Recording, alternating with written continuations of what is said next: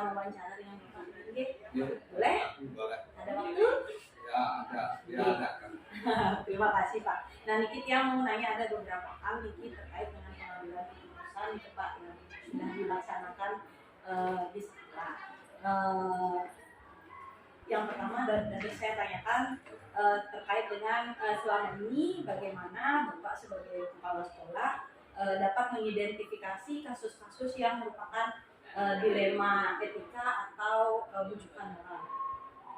Ya kita lihat memang banyak sekali kasus, apalagi kita mengelola suatu lembaga yang sebesar, yaitu baik siswa, pegawai maupun guru, itu juga banyak kasus. Tapi bagaimana kita menyikapi kasus-kasus yang mungkin merupakan suatu dilema, mengingat pegawai kita dan guru juga merupakan suatu masyarakat di mana dia banyak tugas baik itu sebagai aparat di lembaga masyarakat maupun budaya. Di samping itu tugas guru dan pegawai juga banyak di sekolah. Tapi kita melihat juga bagaimana kita melakukan suatu pendekatan karena pegawai atau guru yang bekerja di masyarakat itu cukup banyak juga. Ya, satu sisi merupakan suatu dilema bagi dia, yaitu tugas di masyarakat juga harus dilaksanakan di sekolah pun tidak bisa juga meninggalkan domain dari tadi sana guru atau pegawai untuk mengembangkan tugas Berarti caranya mengidentifikasi itu adalah melakukan pendekatan berbagai terkait dengan kasus-kasus yang mungkin terjadi ya, itu permasalahan yang melihat permasalahan. Oke.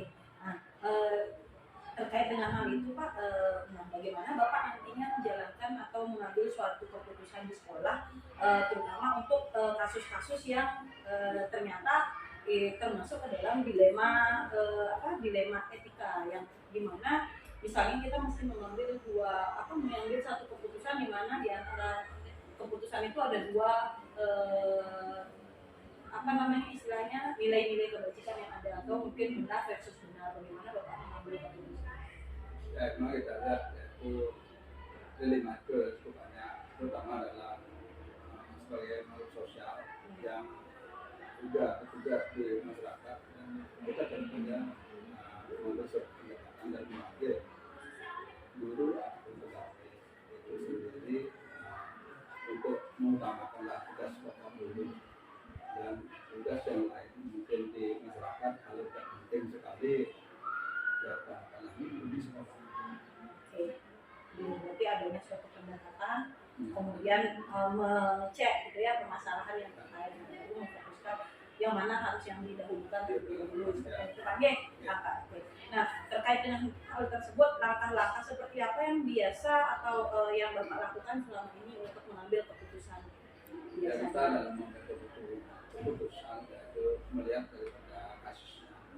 Pokoknya kalau itu adalah pegawai dan kita ada dalam mengambil keputusan itu melakukan suatu koordinasi bersama dengan teman, baik itu adalah pegawai atau guru senior, perwakilan ataupun koordinator dari dan itu kalau kasusnya adalah siswa ya kita melakukan pendekatan juga kepada wali, guru BP dan juga orang tua siswa. Oh, seperti itu. Jadi biasanya di sini berarti kalau misalnya permasalahan terkait dengan Bapak dari guru berarti adanya koordinasi dan musyawarah ya. Ya, melibatkan keluarga. Oh iya, berarti ada keterlibatan dari para dan senior juga untuk mengambil keputusan seperti itu Pak terkait dengan permasalahan yang dihadapi oleh anak, berarti akan dikoordinasikan ke wali, ke BK dan orang tua murid seperti itu Pak. Oke. Nah terkait dengan hal tersebut juga hal apa saja yang selama ini Bapak rasa efektif dalam pengambilan keputusan Pak? Yang efektif. Paling efektif itu adalah kita melakukan koordinasi, yaitu baik pada maupun mengambil suatu langkah-langkah dengan musyawarah dengan kepada wakil dan guru-guru senior. Ya, berarti koordinasi dan musyawarah itu adalah hal yang paling efektif dilakukan untuk mengambil suatu keputusan seperti itu Pak Ye. Nah, terkait dengan hal tersebut Pak, sekiranya nih Bapak memperoleh atau mendapatkan suatu permasalahan. Nah, apakah Bapak punya jadwal tersendiri untuk menyelesaikan kasus itu, atau mungkin membuat jadwal untuk pada saat ini saya akan selesaikan, atau langsung pada saat itu, misalnya Bapak dapat kasus langsung diselesaikan saat itu, biasanya seperti apa? Tergantung daripada kasusnya tuh. Tergantung kasusnya. Ada kalanya adalah kasus itu diselesaikan segera, dan ada kalanya adalah kita menunggu waktu untuk menyelesaikan. Misalnya kasus terhadap siswa yang mungkin kasusnya adalah lebih berpengaruh negatif, itu ya kita bekerja itu menunggu jadwal, terutama dari kontak antara siswa, wali, BP, dan juga kita artinya menunggu 1 atau 2 hari. Ya, berarti kan ini tergantung dari kasusnya berarti Pak G. Kalau kasusnya yang dirasa segera harus diselesaikan atau dihadirkan keputusan langsung pada saat itu pengambilan keputusan. Ya. Nah, selanjutnya di sini Pak, menurut Bapak ada tidak seseorang atau faktor-faktor yang selama ini mempermudah atau membantu Bapak dalam mengambil suatu keputusan?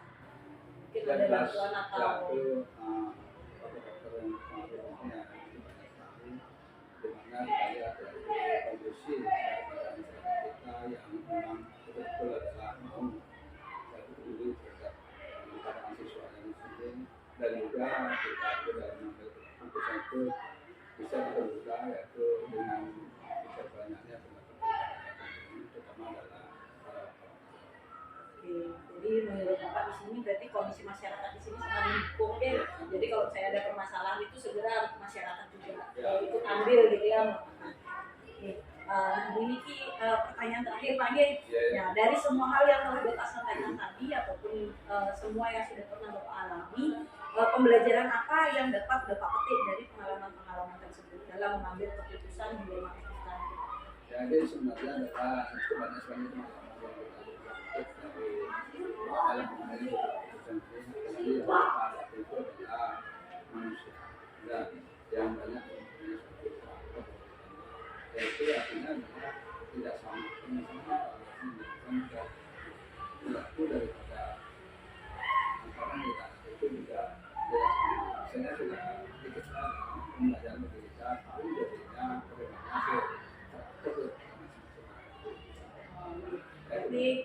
berarti menurut Bapak dari apa yang sudah Bapak alami seperti itu, pengalaman paling besar Bapak adalah bisa tahu banyak karakter dari setiap orang seperti itu. Jadi nggak sama. Karena setiap orang pasti tentunya punya karakter.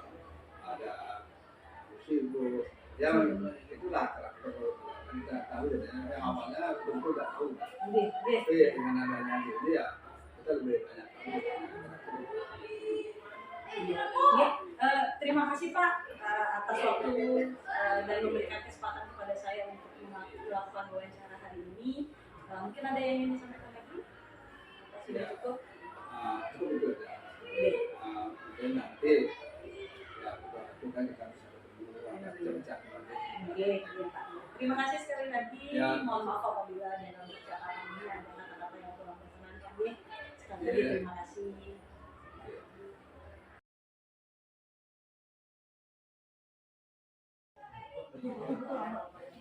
Om Swastiastu,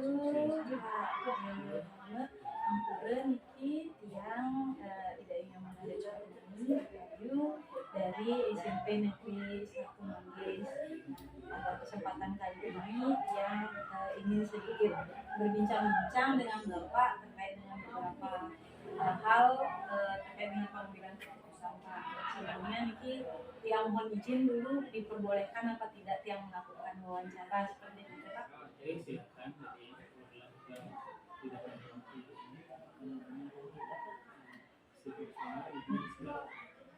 Terima kasih. Nah, Niki Pak, terkait dengan beberapa pertanyaan yang akan saya tanyakan, Niki terkait dengan bagaimana pengambilan keputusan di sekolah yang sudah Bapak laksanakan seperti itu. Oke.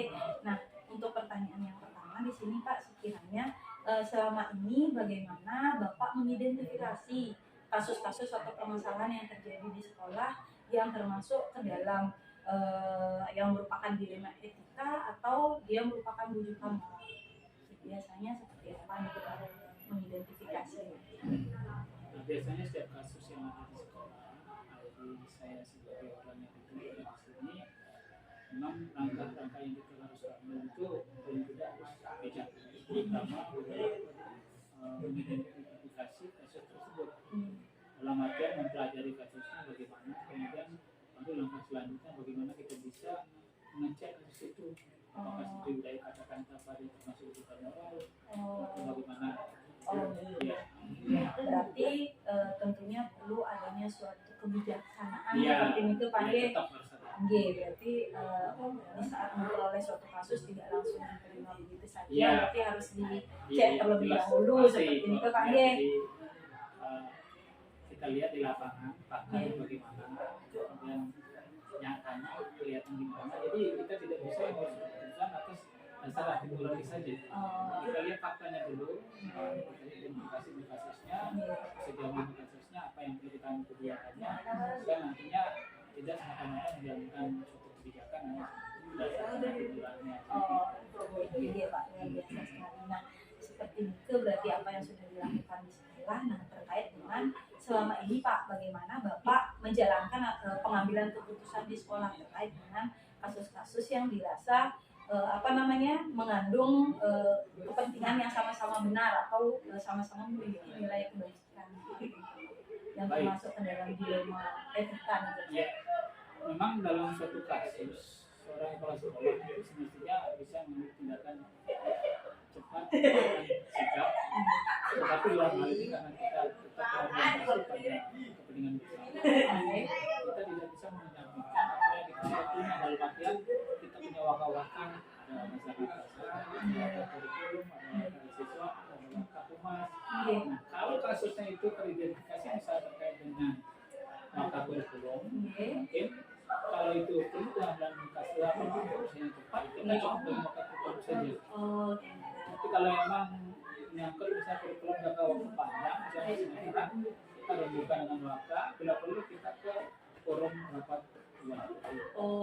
Jadi artinya melibatkan gurunya, wakanya, termasuk siswanya juga. Yang kita setiap pagi di sini selalu ketemu dengan siswa, berdialog dengan siswa, atau pembinaan siswa, siswanya juga bisa memberikan tanggapan apa yang kita berikan. Jadi kita istilah menggali masalah, kenapa bisa terjadi seperti ini. Berarti selama ini dengan mengidentifikasi dulu masalahnya, baru nanti diambil sekiranya untuk pengambilan keputusan apakah bisa hanya lewat dengan bapak dan beberapa waka, intinya atau mungkin perlu adanya perlu adanya pendapat dari bapak guru dan siswa juga, intinya Pak ya. Seluruh istilahnya untuk komponen sekolah itu kalau memang perlu dilibatkan kita tetap libatkan. Tapi kalau perlu tindakan cepat dan tepat, misalnya tidak perlu melibatkan itu untuk sekolah-sekolah saja, saya pun sendiri mengambil keputusan harus jangan rembuk dulu padahal waktunya harus segera dilaksanakan. Nah, Niki terkait dengan hal tersebut berarti Pak tentunya ada langkah-langkah atau prosedur yang Bapak lakukan seperti itu kan dan ya dalam pengambilan keputusan di sekolah. Sekiranya apa langkah-langkah atau prosedur tersebut Pak? Langkah-langkahnya itu kita harus mempelajari kasus itu dengan mengikuti atau mempelajari kasusnya, kemudian memastikan sebagaimana pertanyaan tadi apakah ini kasus ini termasuk bukan moral atau bagaimana. Nah setelah tahu itu kita bisa ambil langkah selanjutnya. Oh ini perlu tindakan segera saya harus ambil. Saya ambil sendiri seperti saya katakan tadi. Oh ini perlu rembuk dengan bagian kesiswaan. Kita rembukan yang kesiswaan atau semua komponen yang ada. Luar biasa sekali berarti Pak Ye. Iya, berarti memang perlu adanya identifikasi yang mendalam dulu berarti ya prosedurnya ya. Diskusi bagaimana? Sekali Pak Ye. Nah, dari apa yang sudah selama ini mungkin Bapak alami, kasus-kasus yang sudah pernah dihadapi seperti itu dan pengambilan keputusan yang diambil. Nah, menurut Bapak Niki, apa yang Bapak anggap efektif dalam pengambilan keputusan pada kasus-kasus dilema etika itu Pak? Hal efektif apa kira-kira yang mendukung?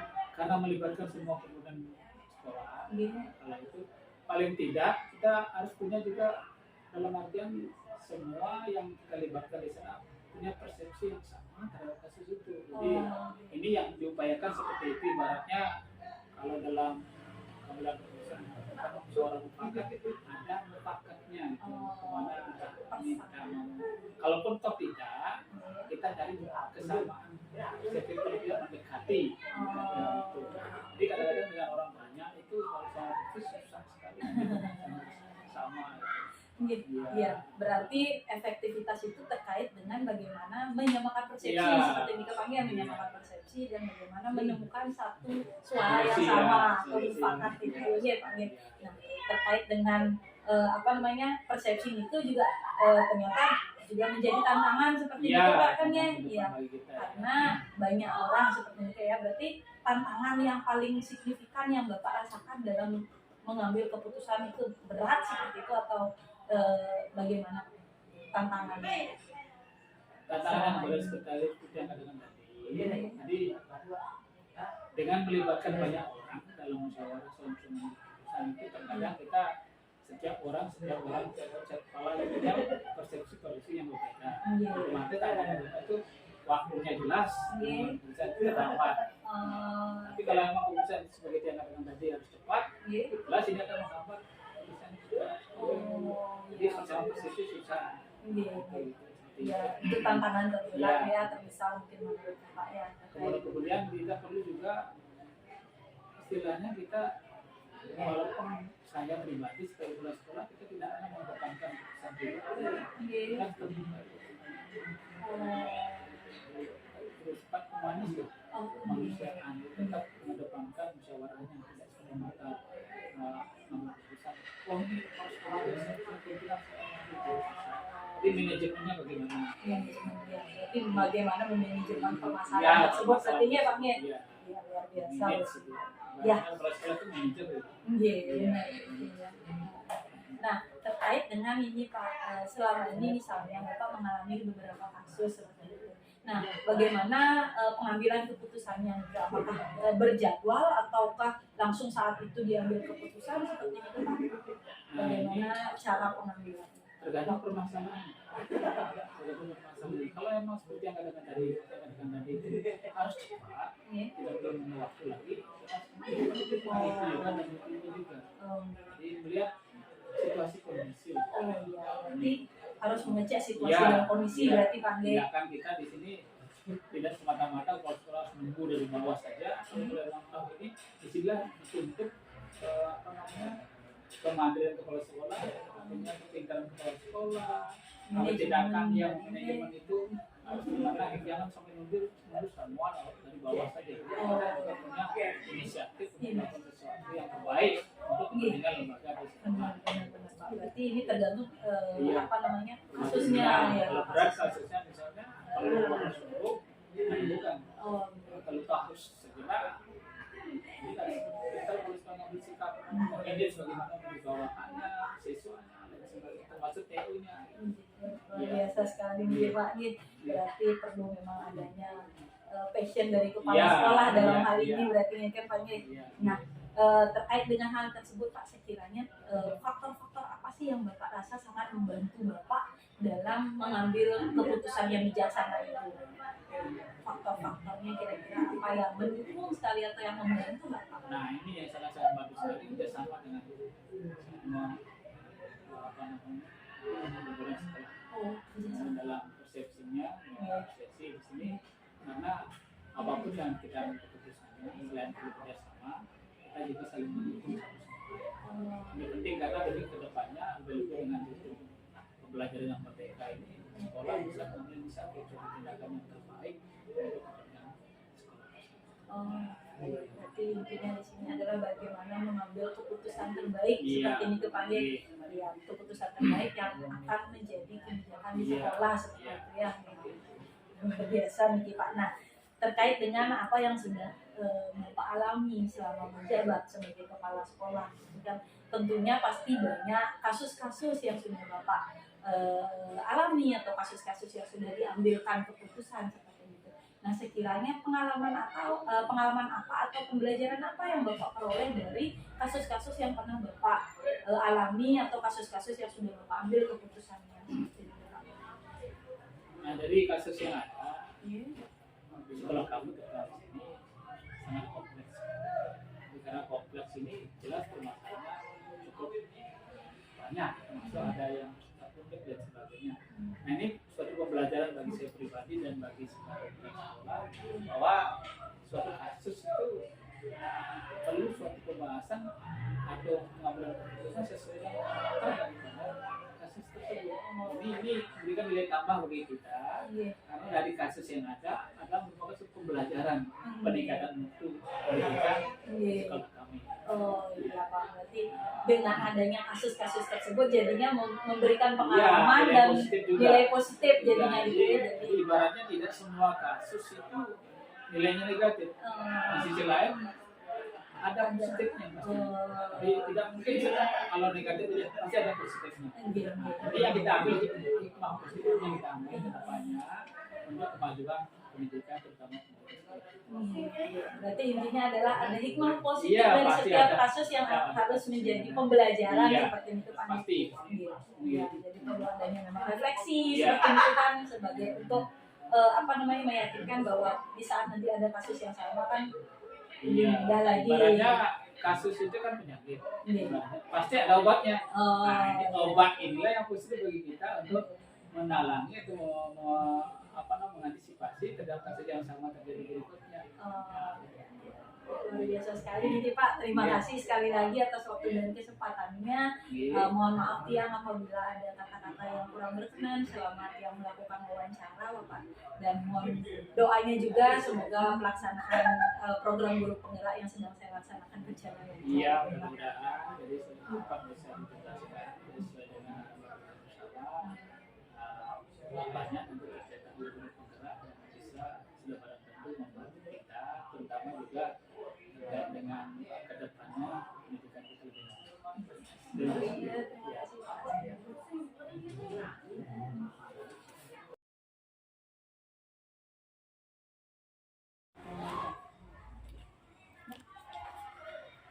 Salam Swastiastu. Om Swastiastu. Selamat pagi, Alhamdulillah dan punya bilang Ibu Ayu dari SMP Negeri 1 Manggis. Pada kesempatan hari ini yang memohon izin untuk melakukan wawancara ke Bapak. Alhamdulillah ada satu intan gitu Pak. Jadi Niki terkait dengan tugas pendidikan guru penggerak yang sedang dia laksanakan, ada beberapa hal yang ingin saya tanyakan ke Bapak Niki Pak. Untuk yang pertama Niki Pak yang bertanya terkait dengan selama ini bagaimana Bapak dapat mengidentifikasi kasus-kasus mungkin yang sekiranya itu termasuk ke dilema etika atau kasus-kasus yang termasuk ke rujukan moral. Terima kasih Bu Dayu karena sudah mempercayakan kepada dia sebagai kepala sekolah di lingkungan terdekat Ibu Dayu dalam hal mewawancarai ya, sebagai salah satu tugas daripada guru penggerak. Nah, tentang kasus-kasus yang Bu Dayu tanyakan tentang dilema etika dan rujukan moral, yang selama ini memang ada yang saya temukan di sekolah ini, di SD Negeri 3 Ulakan. Di antaranya tentang keberadaan siswa dan guru. Nah, tentang keberadaan siswa, tentang kasus dilema etika itu, diantaranya namanya saja anak-anak. Nah, diantara dalam pergaulan keseharian mereka di sekolah, diantaranya ada dalam bergaul itu, dalam bercanda, dalam bergaul, ya berlebihan. Nah, sehingga anak itu bisa menangis karena dibully oleh temannya, Nah, dengan demikian anak itu yang panggil di sekolah, bawa ke kantor bahwa perbuatan membuli teman atau mengejek teman yang berlebihan itu tidak bagus. Nah, karena sebagai manusia kita sebenarnya sama-sama mempunyai kesetaraan martabat dalam belajar. Nah, jadi tidak ada anak yang spesial di sekolah. Jadi anak yang miskin, anak yang ekonominya kurang itu tetap mendapat kesempatan di sekolah. Nah, sehingga dengan demikian anak itu saya kasih pencerahan, anak itu saya kasih arahan untuk tidak mengulang perbuatannya dalam mengejek, membuli yang bersama dalam bergaul di sekolah. Nah, itu. Berarti untuk mengidentifikasi berarti Bapak bisa duduk misalkan Betul. dulu ya, baru nanti setelah itu baru nanti diambil sebuah keputusan kita dengan memberikan arahan kepada anak-anak dan sebagainya. Nah, selama ini Bapak bagaimana Bapak menjalankan mengambil suatu keputusan yang ada di sekolah ini Pak? Apakah bagaimana prosedur atau apa yang dilakukan untuk mengambil sebuah keputusan dari sekolah terkait dengan itu, mungkin ada kasus-kasus seperti apa Bapak mengambil keputusan kasus-kasus tersebut? Terima kasih Bu Dayu. Setelah saya memanggil anak itu, saya cari tahu permasalahannya. Kemudian selanjutnya saya menghubungi orang tuanya. Saya hubungi orang tuanya, saya panggil. Nah, sehingga orang tuanya tahu bagaimana keberadaan anaknya sendiri. Nah, kemudian setelah dikasih tahu arahan, dia paham. Nah, sehingga tidak mendengar laporan sepihak dari anak itu sendiri. Karena kalau orang tuanya itu mendengar laporan sepihak, nanti otomatis orang tuanya itu marah, orang tuanya itu akan membela anaknya sendiri, dan bahkan supaya jangan orang tuanya itu langsung menghakimi sendiri ke sekolah. Jangan, maksudnya langsung mencari anak itu, langsung dia mengadili, dia melaprak. Nah, seharusnya dia menghubungi guru di kantor, di sekolah atau guru kelasnya. Setelah itu diceritakan duduk permasalahannya sehingga suasananya menjadi tenang, damai. Jadi tidak emosi. Berarti mengambil keputusan dengan tidak emosi itu yang sangat penting berarti Pak. Nah, itu sampun langkah-langkah yang sudah Bapak lakukan selama berada atau menjadi kepala sekolah seperti itu Pak. Nah, menurut Bapak ini hal apa saja yang selama ini menjadi tantangan itu Pak? Menjadi tantangan dalam pengambilan keputusan itu, atau hal-hal apa yang dirasa menjadi sebuah kesulitan dalam mengambil keputusan? Ya, terima kasih. Nah, kesulitan saya dalam mengambil sebuah keputusan diantaranya satu, anak itu di sini namanya saja anak-anak, dia suka bermain, dia suka berlari-larian. Nah, dari kejadian itu anak itu sempat terpleset, kemudian jatuh sendiri. Nah, sehingga mukanya atau tangannya cedera. Nah, sehingga anak itu sampai di rumah menangis, melapor kepada orang tuanya. Lalu orang tuanya datang emosi ke sekolah, bla bla bla dengan kata-kata yang tidak bagus, seolah-olah guru itu apa saja sih pekerjaannya di sekolah. Seperti itu. Ini kasus nyata. Nah, sehingga setelah saya kasih duduk, saya ajak kantor, Duduk tenang, saya ceritakan, kemudian dia bisa paham. Iya. Dan selanjutnya mohon maaf Iya. karena terlanjur dia mengeluarkan kata-kata yang tidak bagus. Itu satu. Kemudian sore harinya saya temui anak itu. Iya. Saya jatuh langsung kunjungan rumah. Iya.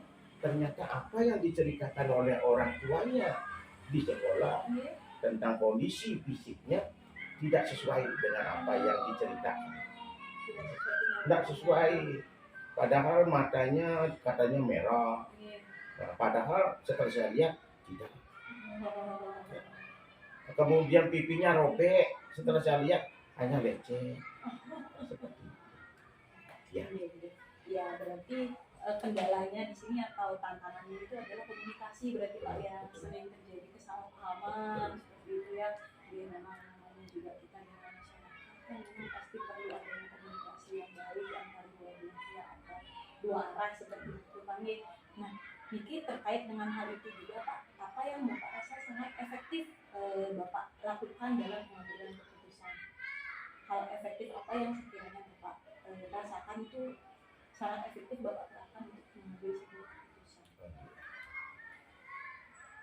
Nah, yang saya rasakan dalam mengambil keputusan yang efektif itu diantaranya komunikasi dengan siswa, komunikasi dengan orang tuanya.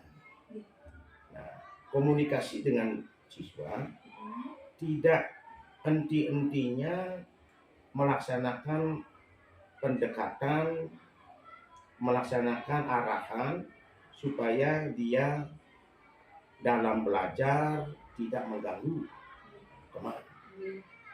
Kemudian menggunakan waktu luang. Misalnya jam istirahat, setelah dia menggunakan waktunya untuk makan, untuk sarapan, setelah itu sisa waktu 5 menitnya, 10 menitnya harus dia manfaatkan untuk membaca literasi. Nah, dengan demikian akan berkuranglah waktu yang mereka laksanakan untuk perkuliahan. Jadi waktunya terbagi. Waktu istirahat pakai untuk istirahat, belajar, setelah itu kembali ambil buku, kembali laksanakan membaca literasi. Dengan demikian dia akan duduk tenang, nah, tidak berkeliaran, tidak ada mengganggu teman, seperti itu. Berarti di sini adalah bagaimana Bapak mengatur waktu anak-anak di Ya. sekolah agar meminimalisir segala kemungkinan-kemungkinan yang mungkin dijadikan sebagai kesempatan untuk anak-anak melakukan sesuatu yang tidak baik seperti itu Pak. Ya, sangat luar biasa sekali. Nah, terkait nanti di sini Bapak pengambilan keputusan, karena biasanya kalau Bapak melakukan atau mengambil keputusan itu apakah ada waktunya atau Bapak jadwalkan atau mungkin langsung saat itu juga diambil keputusan seperti itu? Nah, atau ditahan dulu atau dicarikan waktu yang tepat seperti itu? tergantung kasusnya. Tergantung kasus. Nah, kalau kasusnya itu wajar-wajar saja, biasa-biasa saja, nah itu langsung ambil keputusan di saat itu. Ya, kalau kasusnya agak pelik, bisa membawa nama-nama keluarga, nama orang tua, nah itu ditunda dulu. Nah, sambil mencari data-data yang atau fakta-fakta yang benar. Nah, itu sebagai bahan nanti selanjutnya dalam mengambil keputusan selanjutnya. Berarti tergantung kasusnya. Ya, tergantung kasus. Diteliti dulu kasusnya, itu kalau misalnya kasusnya wajar, berarti bisa langsung Ya, mengambil keputusan. Tapi kalau misalnya kasus itu ternyata agak sedikit pelik gitu, masih agak mungkin agak ribet, perlu waktu lagi untuk mendalami kasusnya seperti itu Pak. Bisa sekali gitu Pak. Nah, terkait dengan saat Bapak mengambil keputusan, apakah Bapak merasa ada faktor-faktor yang selama ini mendukung? Mungkin ada orang atau mungkin faktor-faktor pendukung yang Bapak rasa sangat membantu Bapak dalam mengambil keputusan? Nah, dalam mengambil keputusan yang seperti itu faktor-faktor yang sangat mendukung diantaranya satu tentang kerjasama antara guru kelas dengan kepala sekolah. Ya, satu kerjasama yang bagus, komunikasi yang bagus. Nah, sekecil apapun kasus yang mereka alami di kelasnya harus menyampaikan kepada kepala sekolah. Karena supaya jangan kasus yang kecil tidak disampaikan kepada kepala sekolah seolah-olah tidak tahu menahu. Nah, sehingga dari kasus yang kecil itu menjadi kasus yang lebih besar sehingga kepala sekolah kebablasan. Iya, harus keterbukaan, pokoknya kerjasama yang baik, komunikasi yang baik. Nah, sehingga apapun peristiwa kasusnya, saya sebagai kepala sekolah harus.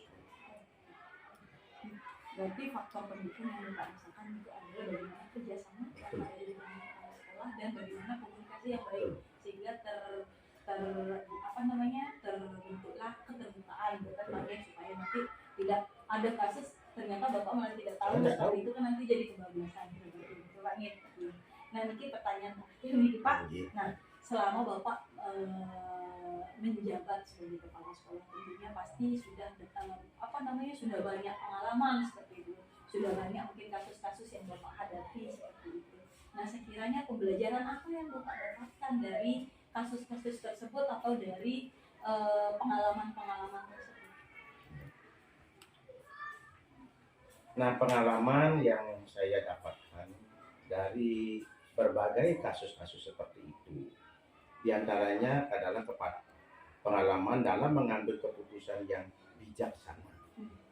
Nah, keputusan yang bijaksana seperti saya mensitir, mengambil guruji Agade Pramo adalah keputusan yang bijaksana. Itu adalah keputusan yang memenuhi 3 kriteria. Satu, yang harus cepat. Yang kedua, harus tepat. Yang ketiga, harus tepat waktu. Kalau keputusan itu sudah terpenuhi ketiga unsur itu, cepat, tepat, dan tepat waktu, silakan laksanakan. Ya. Kalau salah satunya belum terpenuhi, cepatnya sudah, tepatnya belum, apalagi tepat waktu, tunda.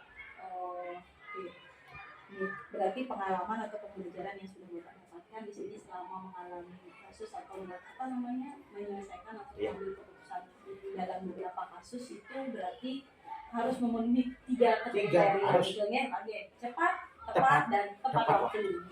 Berarti kalau salah satu dari 3 hal itu sudah tidak terpenuhi berarti tunda dulu. Jangan dilaksanakan. Ya. Terima kasih Bapak, ini pengalaman yang luar biasa, pembelajaran yang luar biasa yang saya dapatkan dari Bapak, luar biasa sekali. Mohon maaf apabila selama wawancara ada hal-hal yang kurang berkenan Bapak, ampun sekali lagi. Dan terima kasih sekali lagi sudah memberikan kesempatan dan mohon doanya semoga pembelajaran yang pendidikan yang sedang saya laksanakan dapat tercapai. Ya, pasti saya tetap mendukung, apalagi Budayu sebagai generasi milenial, generasi masa depan dalam dunia pendidikan, terutama tentang guru, punya masa depan yang cukup panjang dalam mengantarkan putra putri anak didik kita, dan semoga berhasil dilancarkan. Sekali lagi sukses Bapak. Yang pamit